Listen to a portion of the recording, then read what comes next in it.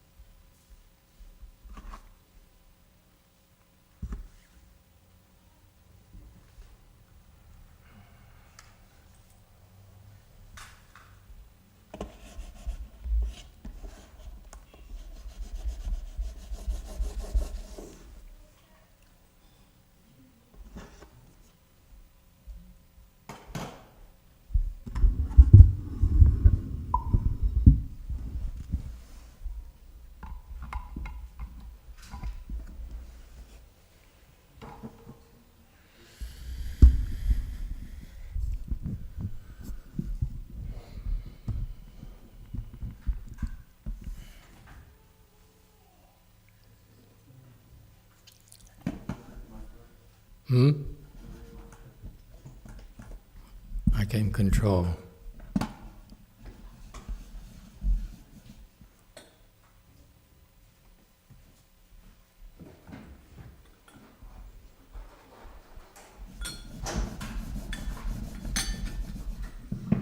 You control them, I can't control from up here.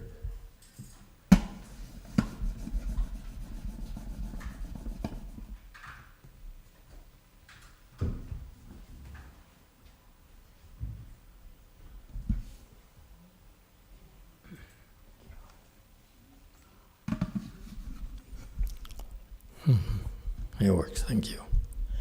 What happened in the song Enlightenment?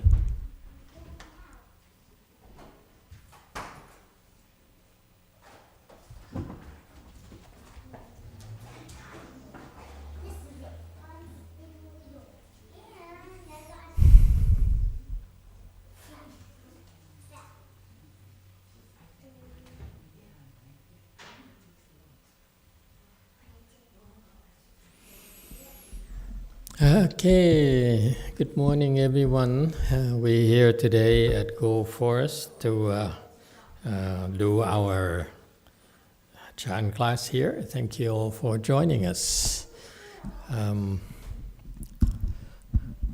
really don't have anything special to talk about today. Does anyone have any questions?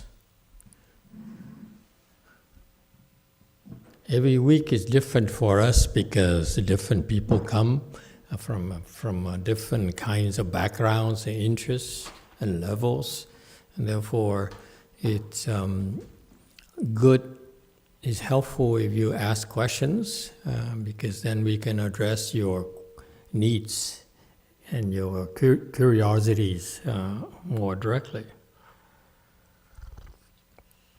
If not, then what we usually do is go through the Song of Enlightenment, which is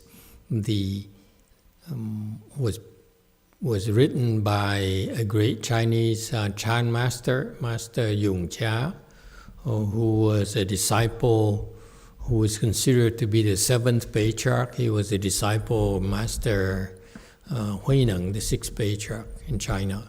So he talked about enlightenment. So it's kind of interesting to look into what this Buddhist enlightenment that we been talking about. Yes, Wei Mountain. Master, hello. Master, this is a question from the translation that Naturals have problem with when he's translating the word to Spanish. So there's a phrase say Buddha means awakened. In Spanish. There's two ways of translating that. One is more like a passive way, meaning that a Buddha got awakened, and the other is active, which means that he is awakened. So which one would we use to translate? What are the two Spanish phrases? What are the two different phrases?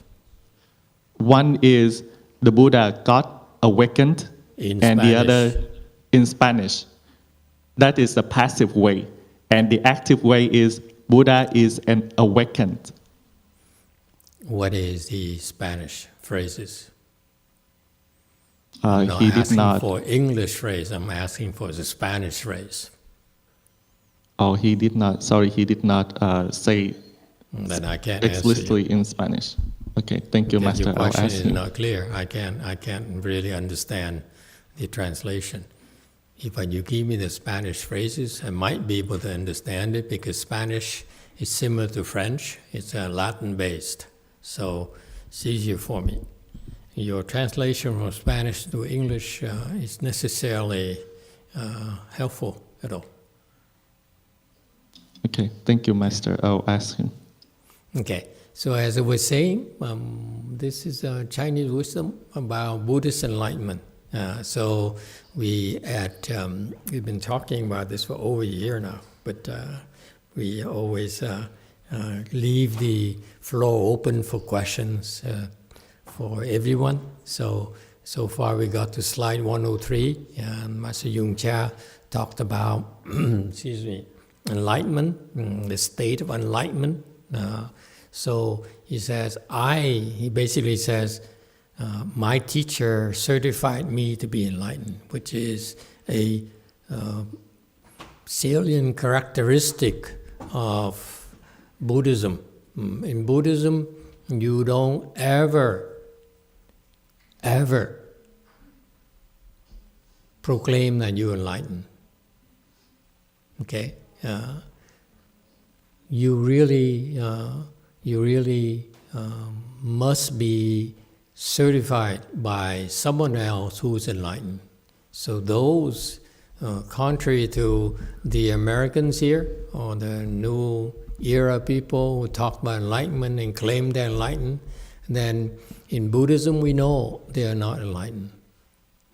Actually, I met a Korean older gentleman who claimed he was enlightened. Okay, as a matter of fact, we talked to him. His son wanted to lead a home life. He asked for his son to join us and become a monk. And he's been going around telling people he's enlightened. And it turns out a Korean Sunim certified him to be enlightened. And this is another aspect of certification. When you certify to be enlightened, the certifier, the person who certifies you to be enlightened, must be enlightened. Okay, so therefore, I looked at him. He's been coming to our temple for years now, and I didn't talk much with him. But I look at him, and he never dare look at me and say he was enlightened. He was telling other people that he was enlightened. But if he were to tell me I'm enlightened, then I would have said, how long have you been a Buddhist? If you're a Buddhist, then you cannot proclaim that you are enlightened. And he might have said, a Korean Sunim certified and be enlightened, then I would have told him, then I don't know about you, but I do know that your Sunim is not enlightened, because you are not enlightened. Okay? So in Buddhism, you cannot beat around the bush. It's in our world, when you enlighten, you don't talk about it. Even after people say you're enlightened, you've been certified by a real enlightened person, you're enlightened. People rarely say they're enlightened, unless they're trying to get something out of you. Okay? And if you're enlightened, meaning you have wisdom, therefore you're free from seeking, you're free from trying to cheat and scam people and get recognition and feel important. All those things that ordinary people are victims of. Their ego. You're enlightened, that means you have no ego left. So you don't take yourself that important. You don't think yourself that important. And you don't take yourself that seriously at all. to the point where you go around proclaiming to others that you are enlightened. Okay? And actually, after you enlighten, you become very, very humble. And if people yell at you, people slander you, people scold you, people mistreat you, people beat you up, you're not afflicted at all. Okay? It's nothing to you. Why? Why not? It's because there's no ego left to be afflicted. There's no ego left to be hurt. No ego left to feel arrogant, to feel that you are important. And that's a freedom you get from practicing Chan all the way. Okay? And so Master YongHua, this is the early days of Chinese Chan, and this is why it's a highly revered work. He's a very famous Chinese Chan monk in Asia, and people would study Song of Enlightenment. His work titled Song of Enlightenment because it describes the state of enlightenment. Okay, and he did it without saying, "I am enlightened." All he has to say that I came, learned from Master Huineng, the sixth patriarch, and he's my master, and so that's it. You see, contrary to Westerners who claim to be enlightened, the real enlightened people don't talk about themselves at all. All right? Any questions about that?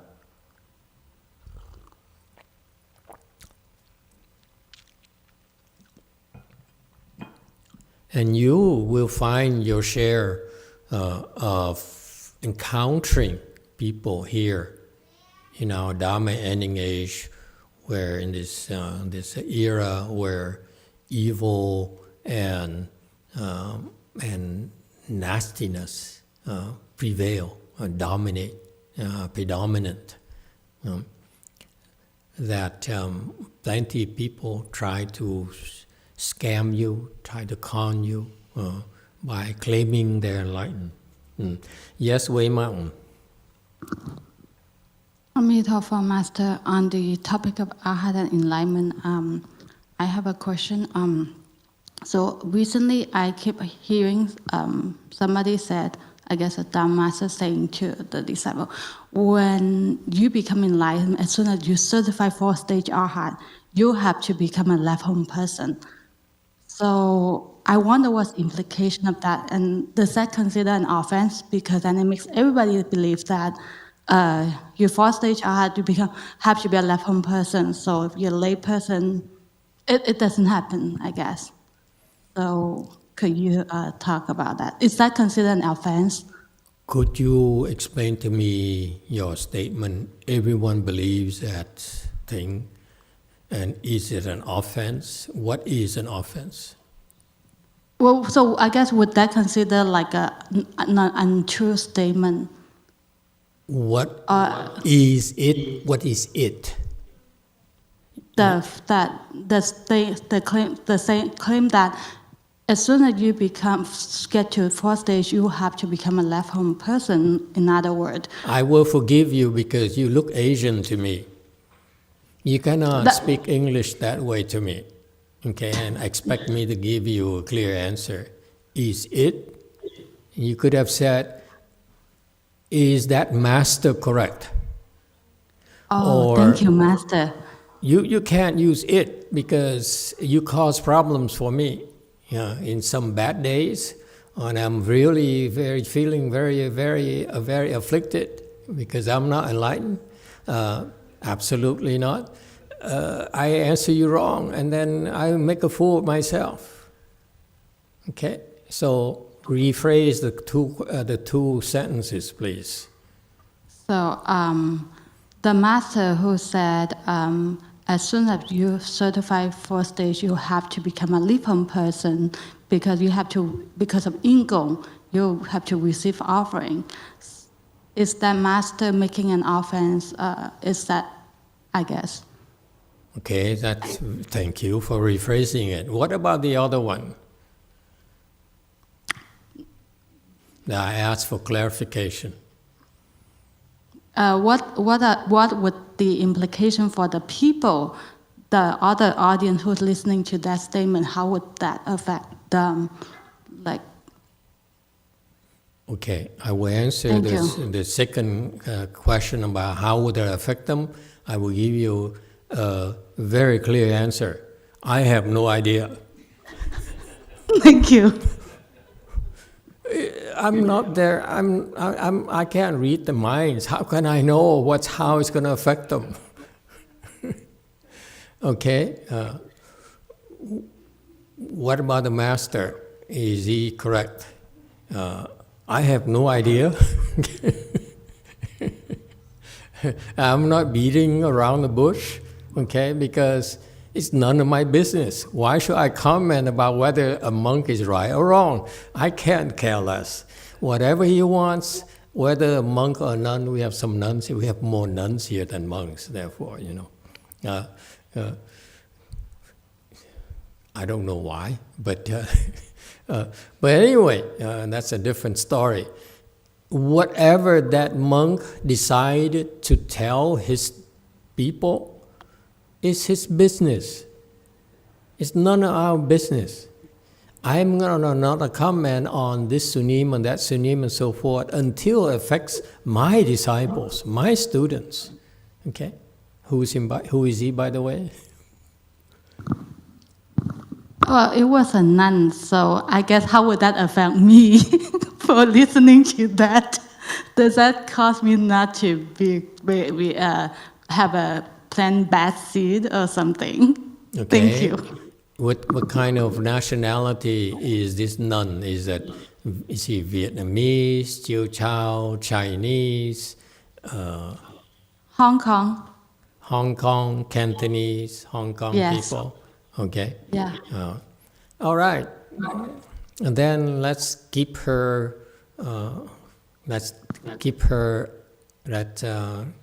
Retain her anonymity. Okay. That nun doesn't know what she's talking about. Is the answer. Okay. Because it's my belief. Is nothing in the Vinaya. Is nothing that I've learned so far. And I admit I have fewer Dharma years than this nun here who dare talk about those things. That when you become a fourth-stage Arhat, a lay person must receive offerings. What kind of baloney is that? At our temples, it seems to me that quite a few of the lay people are fourth-stage Arhats or higher. And they don't go around and demand to receive money or food or offerings from others, first of all, for some reason. And therefore, that statement is totally false. Who says that a fourth-stage Arhat must receive offerings? It's probably come from the Cantonese that says "in gung." Okay, because fourth-stage Arhat is someone who is worthy to receive offerings. It doesn't say that a fourth-stage Arhat must receive offerings. That's why I think this Hong Kong nun here is probably a fake Hong Kong person who does not understand Chinese. Okay, because the Chinese teaching in the Buddhist scriptures, it says a fourth-stage Arhat is worthy to receive offerings. In gong, okay, meaning is worthy to receive offerings. It doesn't mean he must receive offerings. Okay, so her interpretation is totally off. Yes, you have some clarifications that she's really an authentic Hong Kong person. She has two masters watching her, and her age is probably around the same age, Dharma age as you, master. But then she's a punk. I am not old enough to be talking about these things. She also made a case, which I'm a little bit confused. She made a case saying that, the only lay person like who's a fourth stage arhat and not become a left home person was Buddha's father, because he was about to die after he certified fourth stage arhat. So he didn't have time to become a monk. And I'm not sure how to understand that. Thank you. No, that's correct. It's true. The Buddha's dad, not D-E-A-D, but D-A-D. He's dead. His dad is dead.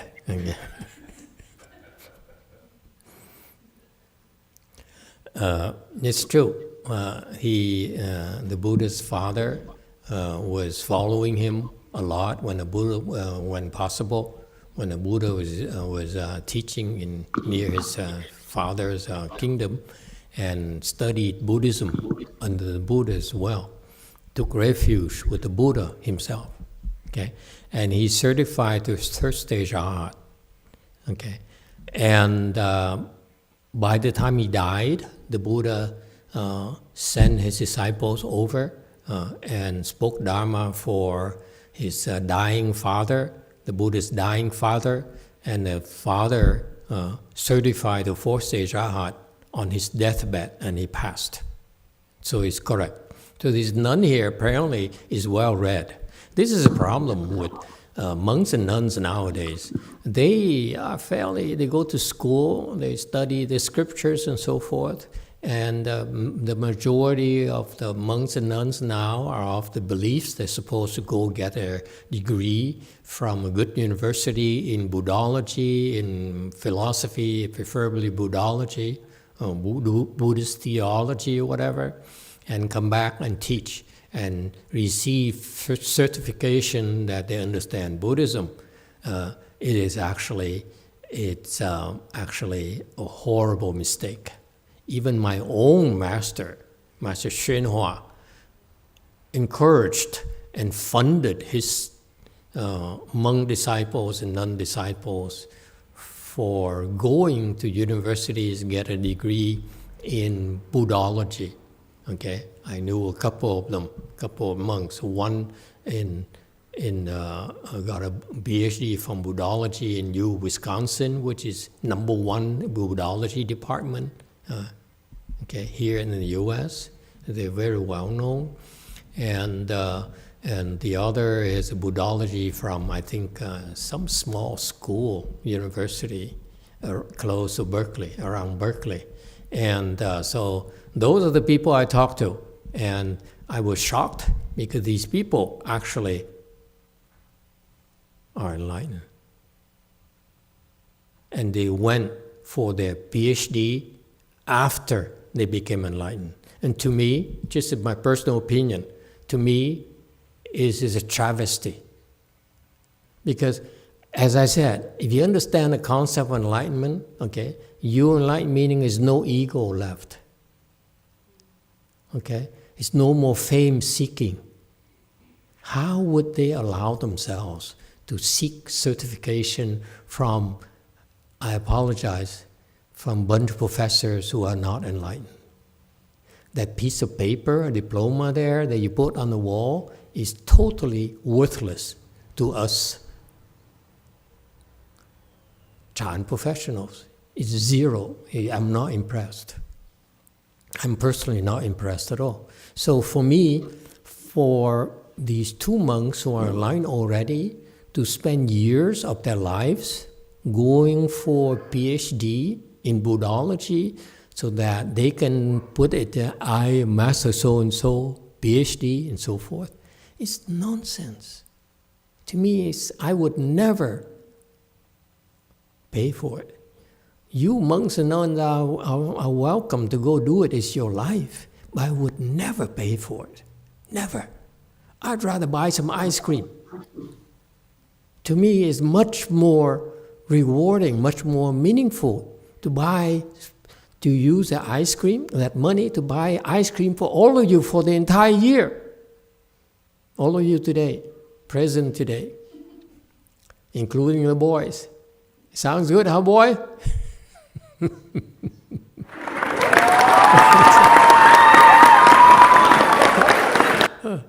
It's no point in seeking certification from a bunch of unenlightened people, especially after you're enlightened. To me, it's shocking. And what's more shocking is that my own Chinese master encouraged it.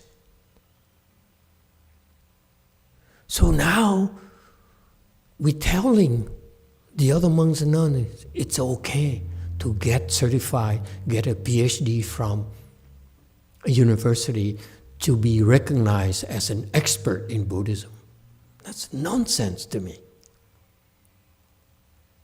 The Buddha's disciples never had to go for a PhD. And I would venture to say, because I'm not the Buddha, he, the Buddha, but he would never pay for the PhD either. You pay yourself. You get your mother and father to pay for it. I'm not paying. Because it's a scam. The PhD is designed for regular people to get recognition from an educational institution. It works because it helps them getting a job out there. Okay? We monks and nuns don't need to get a job. Why do we need you to be certified? Us to be certified, you to certify us? It's nonsense to me. Okay? And so that's why this is a thing that I differ from my Chinese master, and I'm infinitely grateful for all his teachings and what he has done for American Buddhism, and that we all benefit from it, not just myself, but you, next generation, will attain great benefits from this wonderful Chinese Mahayana he brought to the country. But to me, I disagree with some of the things he did, okay? Among which is PhDs in Buddhology. I agree, you can go get a master's degree. It's a good thing, okay? But PhD in Buddhology, it's worthless to me, okay? So anyway, so the point, the direct answer to your question is, should they leave the home life? Must they leave the home life? No, they don't have to leave the home life at all, okay? Why not? Since when Buddha forces you to practice Chan so that you become a forced Rahat, and then you feel forced, you feel compelled to become a monk. It's called entrapment. It's nonsense. You think about it. It's illogical. Why would the Buddha teach you Chan meditation and tell you, you should get better, you can be better, and I help you get better. And when you get to forced Rahat, the Buddha said, oops, I forgot to tell you, now you have to shave your head and become like me. I would walk out, I would say, Buddha, you are a scammer. I'm too Americanized. Okay? No way. Absolutely not.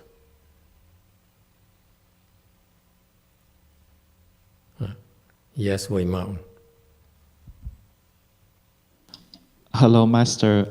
I received a response from Natural. So there's two ways of translate. One is, he say, Buddha significa despierto. And the other one is, Buddha significa despiertado. Second one. Buddha significa despiertado. I hope so.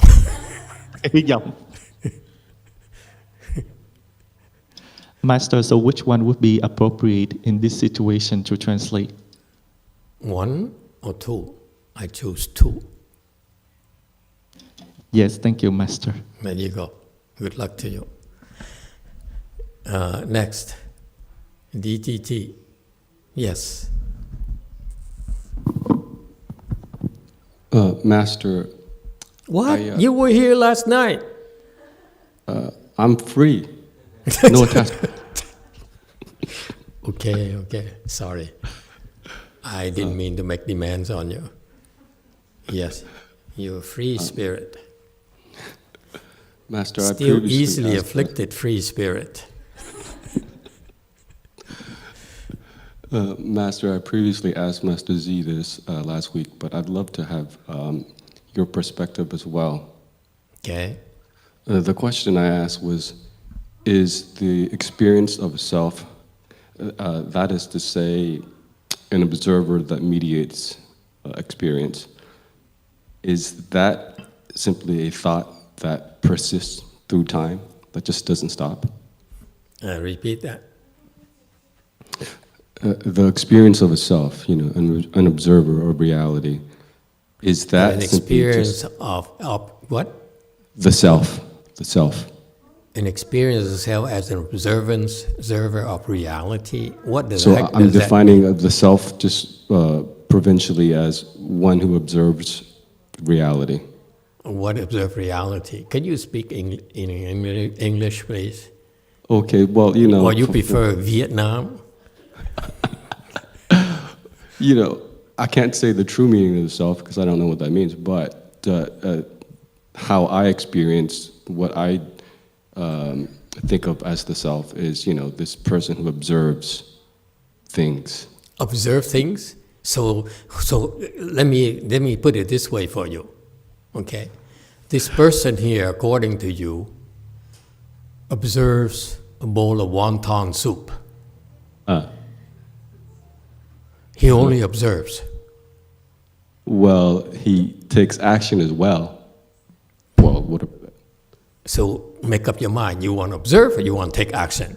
Well, they're not mutually exclusive. So which one you want me to answer?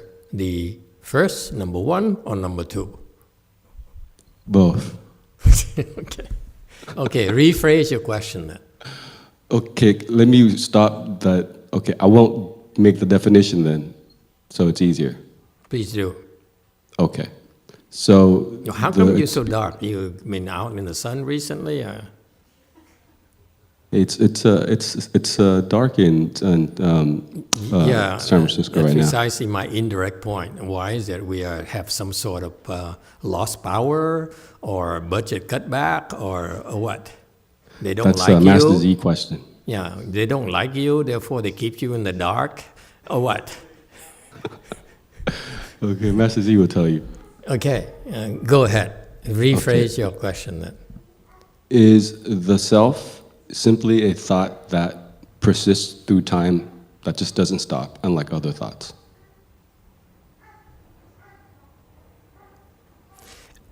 I love it when people ask me about the self. It's amazing, amazing how people in the world talk about me, I, me, that kind of thing. And then we ask them about, so what is yourself? What are you? And they have no idea. They talk like him. It's an observer of reality. And then he added, but then I also like to taste wonton noodle soup as well. Okay? And then you talk to Carl Jung, or not that one over there, Carl Jung or Freud and so forth, and ask them about what's ID, what's ego, and so forth. They even give you even more confused answers. Okay? So, you see, this is where you need to turn back to Buddhism. Okay, folks, when it comes to ego, talk about the self, only the Buddhists are the authority on this. Okay? I'm trying to convince the world that's the case, and no one listens to me anyway. No one believes me anyway. But the point here is that the Buddhist spiritual practice is centered around freeing you from your ego. Okay? Your ego, why do we try to help you do that? Is because the ego is the sole source of all your suffering, as well as all your happiness. If you allow your ego to grow and grow and grow like ordinary people, your life becomes more stressful, your life, you will become increasingly unhappy. Do not be fooled by the stories of, ex-politician becoming famous and getting away with all sorts of things, and or famous people becoming celebrities and they're happy and so forth. They all have an unhappy ending. If you look at the history of mankind, that's what happens time and time again. Okay? And so it's only because as people become successful, as people become more famous, as people became more accomplished, okay? Actually, in the end, I would say the overwhelming majority, it's like 99% of them, died unhappy. Very unhappy. Okay? Because the fame, the success, the accomplishment have a consequence. With a consequence, the ego grows bigger. And if your ego grows bigger, you have more suffering. Why is that? Because this is not me. It's the Buddha's teaching. Buddha says, you suffer because you are suffering right now because, why? The answer is very simple. Who is suffering? You say, me. Okay? Then, precisely, you're suffering because of me. Wait, this doesn't sound right. It's because of you. That doesn't sound right either. It's because of Democrats. You see, the point being that in Buddhism, the Buddha's wisdom tells us that, you know what, I'm enlightened, I am a Buddha, so let me tell you my wisdom, what I know that you don't. The reason you have any suffering at all is because of your ego. Case in point, ask yourself, when you suffer, you ask yourself, who is suffering? And your answer is me. I mean you. I mean me and you and us. Okay? And that's the proof right there. Because there's still an ego there who feels suffering. Does it help? Whatever you do, let's say you feel stressed out, you feel tired, you feel unhappy. What do? You're unhappy, yeah? You're suffering, yeah? So what do? What do? If you, like me, I used to open a can of beer and drink and hope that I forget I'm suffering. I feel better through beer, okay? Okay, temporarily, a few gulps of beer, I'm fine. And then my girlfriend calls me. I'm suffering again. You feel that way too, huh, Ray?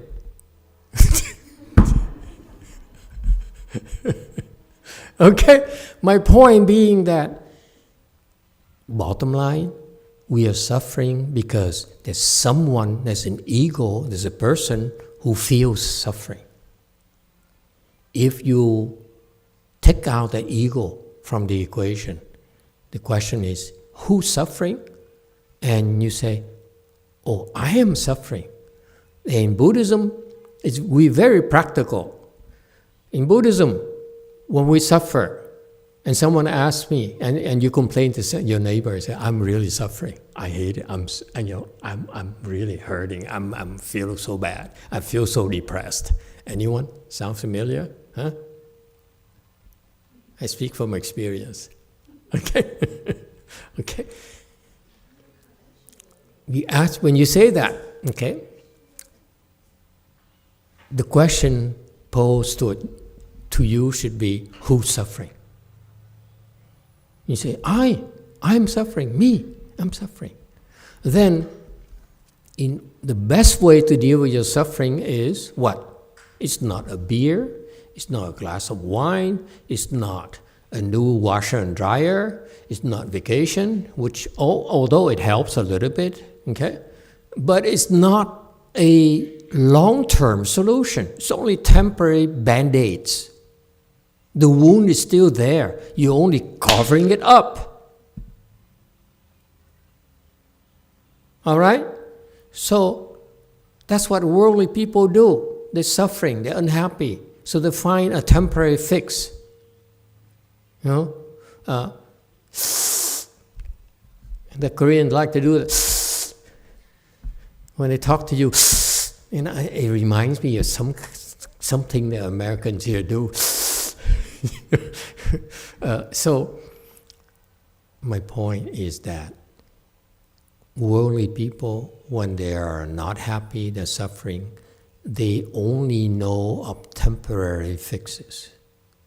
And that's why they only distract themselves for a while, and when they still have to go back to their suffering. They can't fix it. They're only distracting themselves. That's how people in the world live. That's all we know. In Buddhism, you practice chant, you follow the Buddha's teaching. It's designed to help you eliminate your ego, so that here's what happens to us. I don't know you're interested. It's a Buddhist thing. Are you Buddhist? If you're not Buddhist, I'm not going to tell you.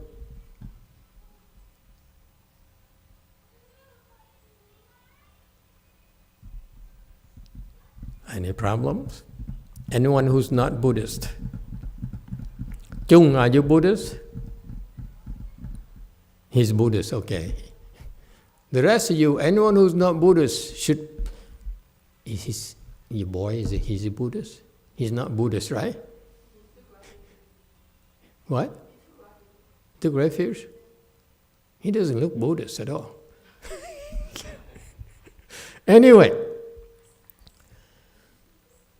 here's what we Buddhists do. Why you look at me, boy? Are you Buddhist? You feel Buddhist? He disagrees with me. Anyway, here's what the Buddhists do. The Buddhists, by the way, also feel their suffering. Agree? Yeah? We Buddhists suffer too. Nothing new. Okay?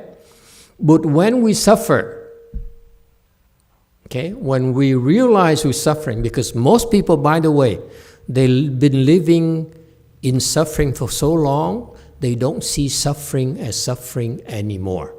There's nothing wrong with it. Okay? That's just the way it is. You're so used to suffering. For example, so used to having your wife yell at you, that when she yells at you, you no longer suffer. Is that trying you? No longer suffer. Look at him. See? Look at him. Is he suffering? Look at him. His wife has been yelling at him for as long as I know him, like over 24 years. Okay? 20 years. 19, 20 years. Okay? And he still always has the same smile as 20 years ago. Okay. So we Buddhists, when we suffer, okay, and we said, you know, I don't want to suffer anymore. Anyone? You, right? That's why you're here, right? Now I'm talking about something that interests her. And that friend of hers as well, because they said, you know, we're suffering enough. Let's find something. Okay. Everyone suffers. That's life in a Saha world. We suffer. Okay? It's no point in denying it. Okay? But in Buddhism, when we suffer, we say, I'm suffering. Okay? And now the Buddhists, through chant training, okay, this is the purpose of chant. Now they have a choice. They said, do I want to continue to suffer because I love my wife, so that I want her to make me suffer because it helps provide relief to her. You know what I mean? You a woman, you know what I mean? You know, you have so much pressure here, you're going crazy. So beating up on your husband is a lot safer than beating up on anyone else. When you beat up on someone, you know, ask the woman behind you. You know, you feel relief. Not true? Not true? You don't beat up on your husband? Okay. Well, how about men? Okay, we shouldn't joke about these things. The Westerners are very sensitive about this. Okay. The point being is that when we suffer, okay, ordinarily we said, I'm suffering. Should I continue to suffer? This is what the Buddhists do. When I want to spell it out for you. The Buddhists who have wisdom, who practice Chan, Chan gives you the skills and wisdom to decide for yourself. When you suffer, you know I'm suffering.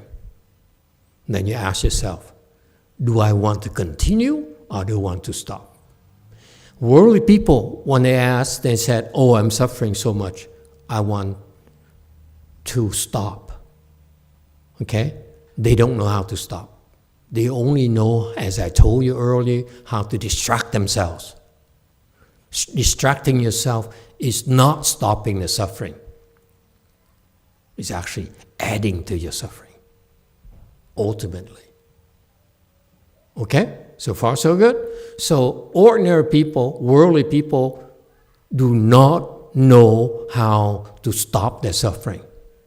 I'm not talking like the Buddhists who say, I'm going to end my suffering. To me, that's baloney. I'm not really a real Buddhist, you know. So you and I are the same, okay? Okay? The Buddhist says, do I want to continue suffering or do I want to stop it? Okay? If the choice is number one, I want to continue suffering because it helps my son, because it helps my mother, because it helps my father, because it helps my boss, because it helps my children, okay? It helps the future generation. I will suffer for them, okay? It's a personal choice. Then you continue to suffer. Nothing wrong with that, okay? However, choice number two, you said, I don't want to suffer anymore. This is enough, okay? That's when you got a new girlfriend. I mean, she finds it funny. Okay. The Buddhist has a choice. Number two, he says, I want to stop this suffering. Cold turkey. No more suffering, not a distraction. I want this suffering to end. Interested? The Buddhists do that by using their training. Okay? I give you a case in point. When I met that old man over there, he's very old. He looks young, actually he's very old. Right there to your left. Go take a look at him. He hasn't changed for the last 20 years. He looks the same as 20 years ago, except he gained about 10 pounds. Correct? You were thinner back then. Your wife fattened you up. Okay? You ask him, 20 years ago, are you suffering? He said, yeah, I'm suffering. If you ask him now, are you suffering? He says, yes, I'm suffering. But then you ask him, is it by choice or is it you, what's the difference? He says, I'm suffering right now because by choice. Because he can choose not to suffer. That's why he's still smiling. The smile now is a true smile. Before it's a here's the, I'm happy now. Okay? My wife yells at me. My wife tortures me. I'm still happy. Why is that? Because he's able to stop the suffering. I'm talking a real life person right there. Am I correct? Yes or no, sir? So he chooses, number one, I suffer and continue to suffer. Number two, I don't suffer anymore. I don't have to change my wife. She can be who she is. But I can choose to suffer along with her, to help her, or I can say, honey, good luck to you. I don't suffer. You suffer. And that's a choice for the Buddhists. We develop Chan skills, and this is a skill, folks. It requires work. It's not something that, I want that. You want that, you have to work for it. It's not free. You have to work for it. You can't buy it either. You have to work for it. Because, remember, the second example that I use him, you can choose to suffer because it helps someone else. Okay? It helps your son. It helps your wife. It helps your mother. Or you can say, I don't want to suffer because this is more helpful to them. You have a choice. Ordinary people do not have such choices. And that's a living person right there. Yeah, the camera cannot zoom in, so he still retains his anonymity. Okay? That's why Chan.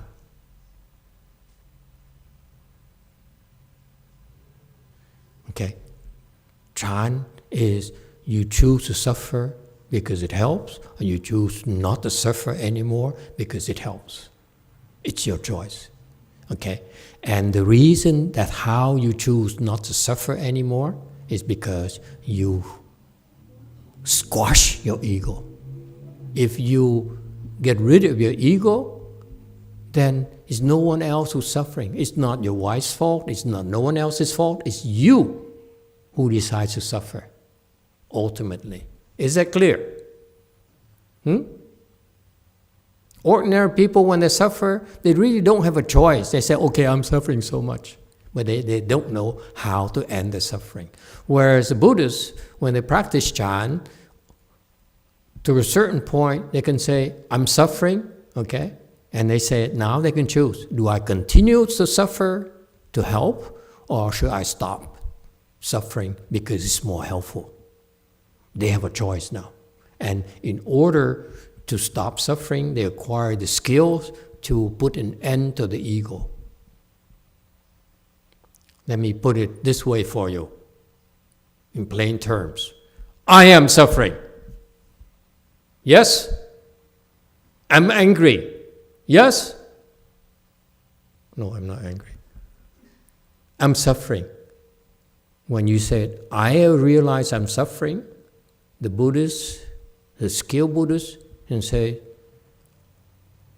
who's suffering? Immediately they put an end to the ego. You say, no one is suffering. Instantaneous.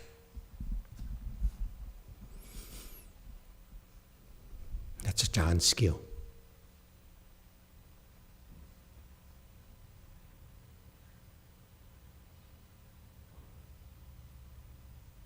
This is why we go to the Chan training. This is why our Buddha came to our world to teach us a skill so that more of us have choices to suffer or stop the suffering instantaneously.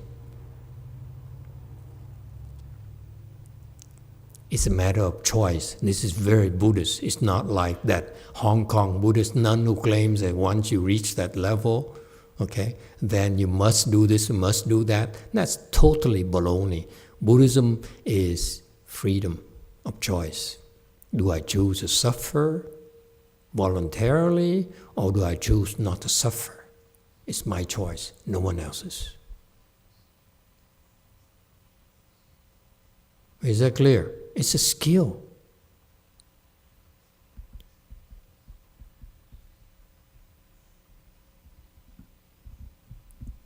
Questions and comments?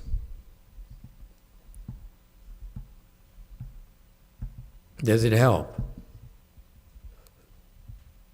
Okay. Well, finally, I make a final comment before we stop and go to lunch. Is that in our environment, there are lots of people who are able to do that. I just give you one example. There are many more who are much more skilled than he is, and than she is. Okay? Much, much more skilled. And so this is why, and this is what encourages me to continue to do this, because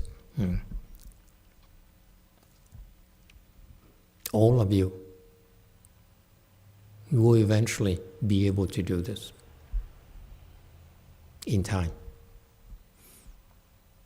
How? You work harder, but you follow the instructions, you get there sooner. But the seeds are planted in you now, because you said, I want that too. I want 10 of those, because it's a good thing for me. You want it, you will get it.